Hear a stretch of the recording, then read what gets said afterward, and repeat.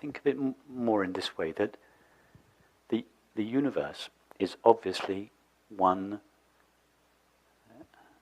whole, everything being connected to everything else, and that there are no real discrete separate objects or entities anywhere in existence. The separate object or the separate entity is just a concept, a thought. This was part of a Q&A session Rupert Spira has conducted in 2014. And what he mentioned here is that everything or the whole universe is one collective thing. That is what he mentioned as whole. And you are not a separate person off from that universe. So today I'm going to connect that with the Buddha's teaching and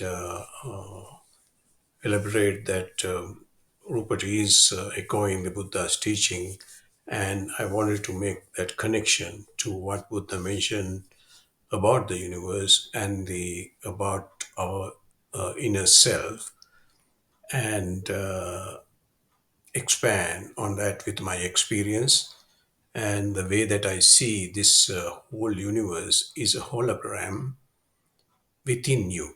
And if you really realize that part of it, you can be out of that hologram. For that, I want to refer to Buddha's very profound teaching of dependent origination, which is Paticca Samuppada, and in the same time that his sermon of Agganna Sutta, which explains about this universe, how its universe has been a kind of a contraction and expansion of cause and effect.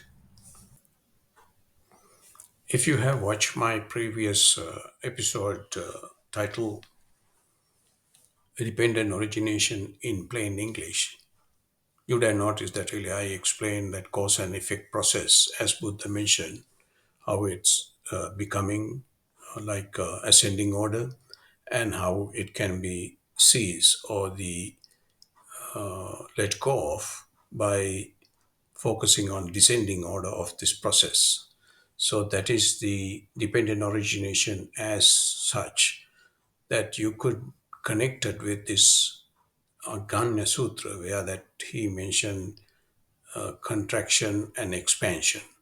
So I'll go into more detail of the Agganna Sutra later, but just to give you a quick preview of what I'm saying here is that really when we talked about this universe is expanding, as even modern science is now admitting, that is happening because of this dependent origination is processing, not just only within you, but within whole universe, everywhere. So that is how this universe is already started. So if I go back to the Agganna Sutra, on the Agganna Sutra, actually, Buddha mentioned this whole universe is started with the little clinging or the thirst from the very beginning into this existence at a very subtler level.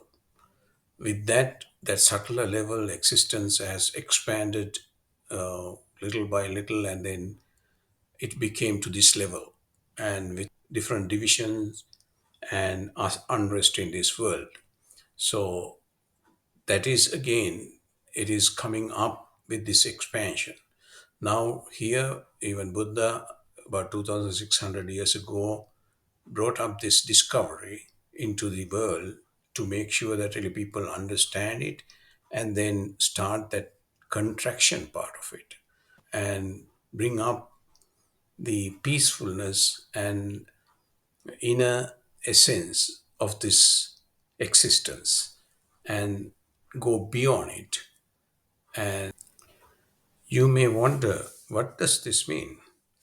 In fact, if I elaborate a little bit more on this, this is like you are starting or the beginning, the contraction of this universe by going through that descending order of dependent origination, which I explained on that previous episode, by working through your sorrow and birth and becoming and all that process of dependent origination on the descending order, once you go through that, what you are doing is you are just switching off the light of existence within you. Just like, you put off the candle flame, that there won't be anything as existing. It will just vanish to the thin air. So once you process that yourself into that level, you are actually contracting the whole universe within you and go beyond your universe. This may take you to a little gloomy feeling. Why should I contract this whole universe?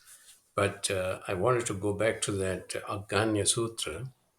On that sutra, if you're familiar with it or if you have followed it, you could see that he mentioned the expansion of this universe or the expansion of this humanity came about from a very peaceful place with the unity, and everybody was having good time in the same time with the abundance of food and all the necessities.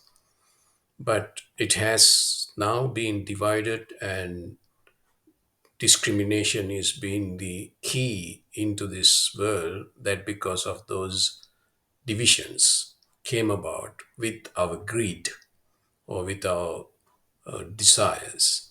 So when I mentioned that we are going on the descending order of our own dependent origination, what you are doing is by individually you are coming back into that peaceful inner essence that everybody can live with unity.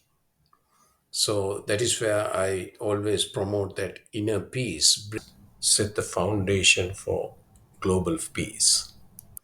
So step by step, when people take action to get let go of these divisions as the first step of this process, and with that action that you are taking, for example, as I mentioned in my book, the Beyond Our Self-Image, the first practice I introduced there is to unleashing identity, where that you let go of these all divisions, like your race or your nationality or your greed or your creed.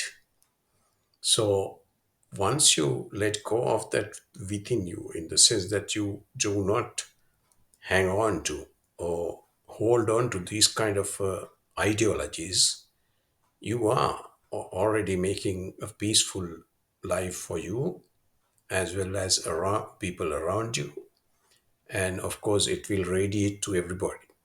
So that is the very first steps or the very first practice I mentioned in the book, and the same time everybody can do. So that is the same thing that really Buddha mentioned as that on the Agganna Sutra, that really at the very end, these all divisions, all these different caste and everything came about because of our greed. So we are just eliminating those greeds, and the world will become a peaceful place.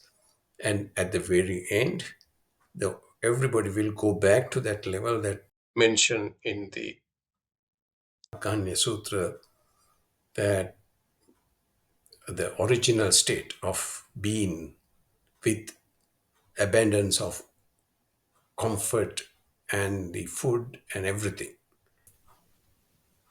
So here Rupert said that you are a fragment of the whole universe. What that means is that really you have that imprint of this whole universe in this your fragment. So it's just like, every cells in your body has the memory of your whole body.